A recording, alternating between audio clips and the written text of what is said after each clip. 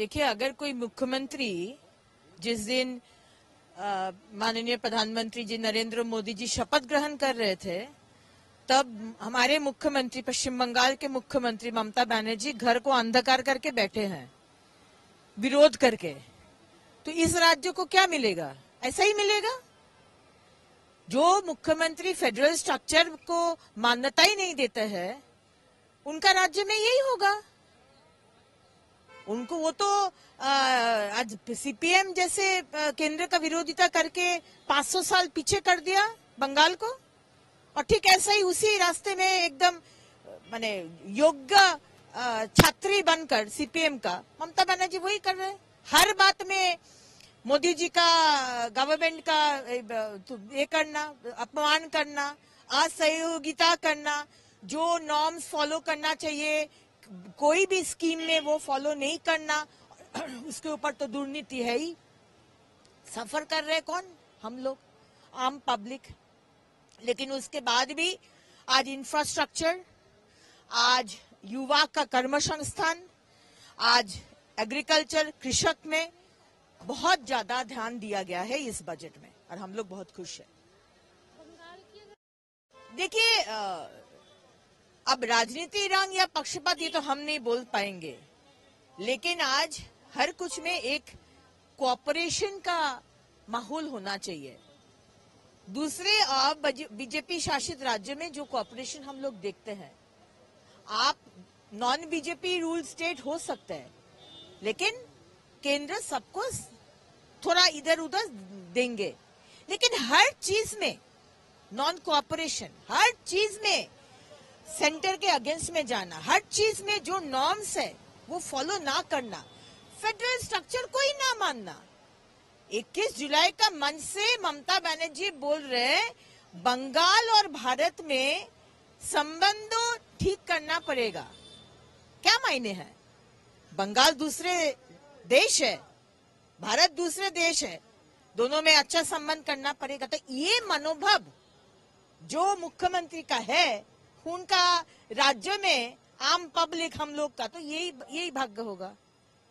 दूसरा चीज देखा जाए कि आज मॉनसून सेशन शुरू हो रहा है, 4 नवनिर्वाचित विधायकों का शपथ ग्रहण यही पर हुआ है, जिसमें राज्यपाल का कोई भी हस्तक्षेप नहीं दिखा। राज्यपाल पूरा एकदम सीधा बात बोल दिए हैं कि ये जो शपथ ग्रहण हो रहा है, और 2 दिन पहले जो शपथ ग्रहण हुआ है 2 जन का, शांतिका और रियात हुसैन जी, वो नॉन संवैधानिक है, क्योंकि राज्यपाल बोले थे डिप्टी स्पीकर शपथ ग्रहण पाठ कराएंगे, और पाठ कराया गया है स्पीकर का द्वारा, तो ये असंवैधानिक है। और आज भी जो हो रहा है इसमें भी कंप्लीटली असंवैधानिक है, क्योंकि मुख्यमंत्री ममता बनर्जी भारत का संविधान मानते नहीं हैं। उनका ये धारणा है या ये फोरकास्ट है, वो बंगाल को दूसरे देश बनाएंगे जिसका प्रधानमंत्री वो होंगे। यहाँ पर उन्हीं का, ममता बनर्जी का संविधान चलता है, भारत का संविधान यहाँ मान्यता नहीं दिया जाता है। नहीं तो आप बोलिए सांविधानिक प्रधान हमारे राज्यपाल, वो जब बोल रहे ये असंवैधानिक है, ऐसा करके करना है, स्पीकर को देकर नहीं करना है, डेप्यूटी स्पीकर को देकर, उनका अपमान प्रति पद में किया जा रहा है। तो आप आज बजट आप बोल रहे हैं, तो आज सारे एक घटना नहीं, घटना के बाद घटना, घटना के बाद घटना, total non cooperation with the centre. ठीक जैसा सीपीएम गवर्नमेंट 500 साल पीछे कर दिया है बंगाल को, ये और 500 साल पीछे लेकर जा रहे हैं।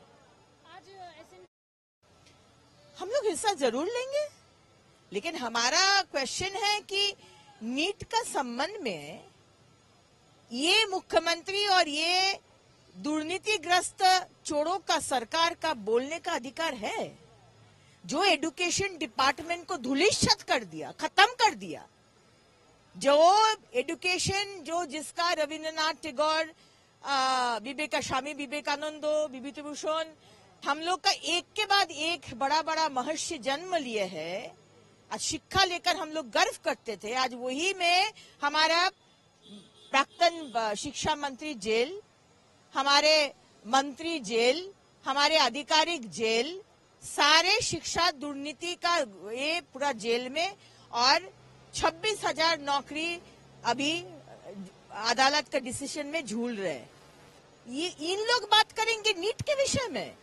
जो नीट का दुर्नीति जो हुआ है या जो फियास्को हुआ है, उसमें हमारा शिक्षा मंत्री, केंद्रीय शिक्षा मंत्री धर्मेंद्र प्रधान जी का निर्देश में सीबीआई तदंत हो रहा है, और मुख्यमंत्री ममता बनर्जी तदंत ना हो इसलिए आज ये अदालत से वो अदालत, वो अदालत से वो अदालत दौड़ते गए हैं ताकि तदंत ना हो।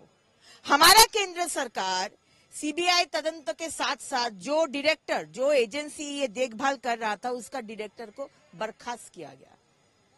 और सुप्रीम कोर्ट बोला नहीं कि सारे भारत में ये हुआ है, कुछ कुछ पॉकेट एरिया में हुआ है, उसके ऊपर भी हम लोग का ये तुरंत decision.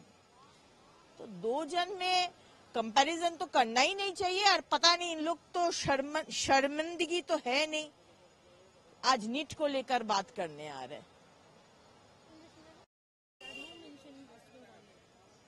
What more can you expect? You know, if your chief minister, the day we shall remember when Honorable Prime Minister was taking oath for the third time, forming the government in the center, our Chief Minister Mamata Banerjee had darkened and switched off the lights of her house, and she maintained darkness because she was protesting.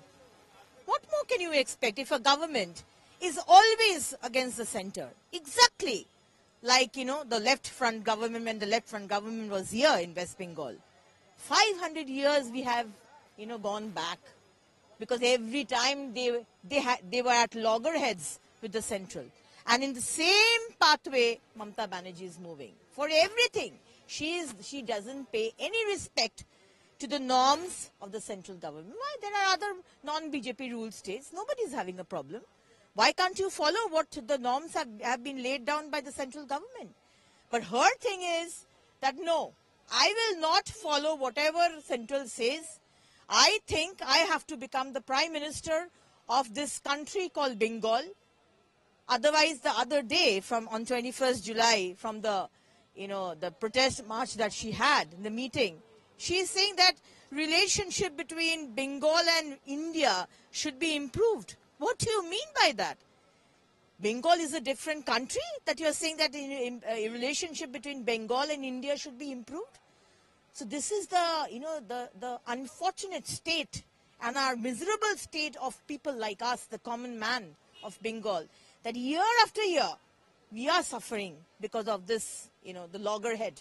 But still, I'm happy that this budget has given a lot of scope regarding the jobs for the youth, regarding infrastructure, regarding agriculture and farmers. So we are happy about it.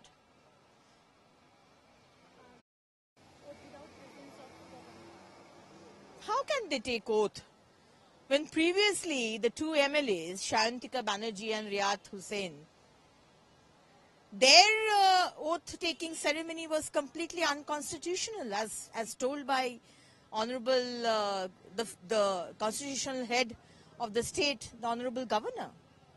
Because the Governor had said that the oath-taking should be presided by Deputy Speaker. And his order was not followed. Oath was taken by, presided by the Speaker and not the Deputy Speaker. And today also they are doing the same thing. This is the reason, why we are suffering. Because for everything, for little things, Mamata Banerjee has been and is going at loggerheads with Rajyapal, with the centre.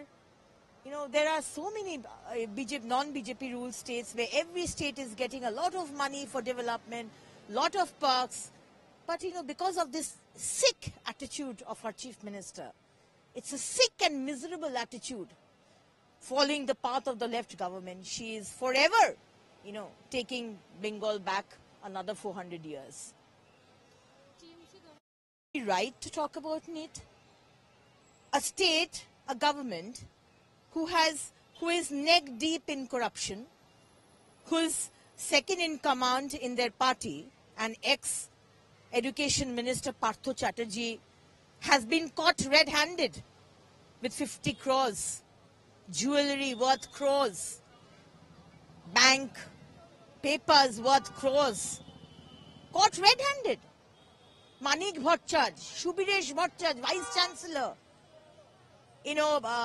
bureaucrats, everybody involved in crores of scam. 26,000 jobs of teachers are still on hold because of this corruption. Everywhere it's corruption in this one. I'm just mentioning one, this education department. Do they have any right, legal right, to talk about NEET? A NEET fiasco which has happened only in pockets, Supreme Court is saying, not in all over India. And our Honorable Education Minister Dharmendra Pradhanji said, immediately took a step of CBI investigation. Immediately, the agency who was handling the exam, the director of that agency has been rusticated, expelled. So we can't really compare, the two situations. And Mamata Banerjee and her government is extremely non-cerebral, trying to do politics with every issue. But I don't think they have any right. If they could have had a little bit of shame, they wouldn't have, had the audacity to speak on NEET today.